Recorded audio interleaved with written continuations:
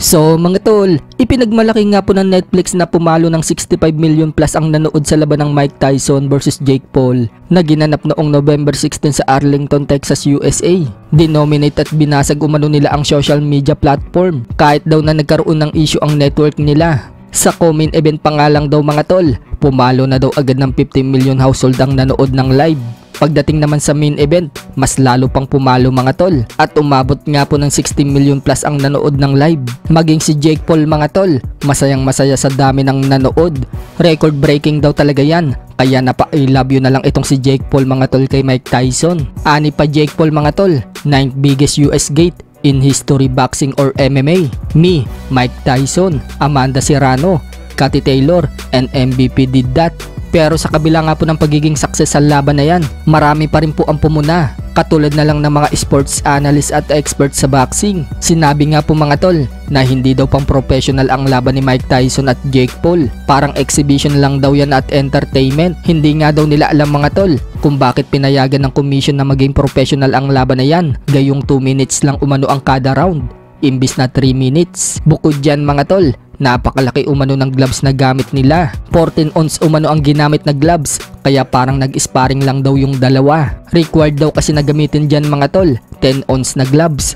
Kaya mapapansin daw mga tol na hindi daw talaga sila masasaktan kahit natamaan sila ng solid dahil makapal daw yung gloves. Kaya dismayado mga tol ang mga boxing experts sa labanang yan. Dapat daw tapusin na ang kahibangan ni Jake Paul. Sinisira daw kasi nito ang sports ng boxing. Mas marami pa nga daw diyang magagaling at deserve na magkaroon ng spotlight. Dapat daw yun yung binibigyang halaga, hindi daw itong si Jake Paul. So para daw masira yung ginagawang kahibangan ni Jake Paul, dapat daw maikasa ang laban nito kay undisputed light heavyweight world champion Artur Beterbiev na humahamong kay Jake Paul. Gusto kasi itaya ni Beterbiev mga tol lahat ng titulo niya sa light heavyweight dito kay Jake Paul. So sana nga daw mangyari yan mga tol para makatikim daw ng talo itong si Jake Paul. Yung tipong hindi na daw makakabalik pa sa boxing. Samantala, may kumakalat naman mga tol na balita na scripted daw ang nangyaring laban ni Mike Tyson at Jake Paul. Nakasulat daw sa kontrata mga tol na si Jake Paul daw talaga ang mananalo sa laban na yan.